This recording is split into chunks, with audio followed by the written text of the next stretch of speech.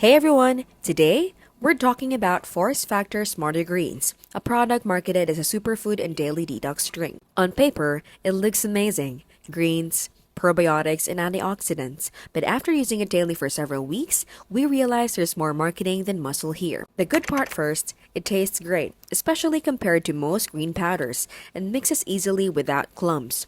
It gives us a light energy boost from the natural ingredients, and the inclusion of probiotics helps digestions. However, the problem is that this blend leans heavily on sweeteners and natural flavors to mask the taste, making it feel more like a flavored drink than a nutrient-dense green supplement. The actual amount of superfoods like spirulina or chlorella isn't disclosed, and the sugar content feels unnecessary for supposed detox product.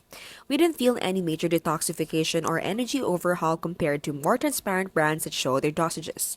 On the plus side, it's convenient for people who struggle to eat vegetables or want an on-the-go option. But if we're serious about nutrition, we'd want higher quality, less flavoring, and clearer labeling. Smarter Greens isn't bad. It's just not as smart as the branding makes it seem.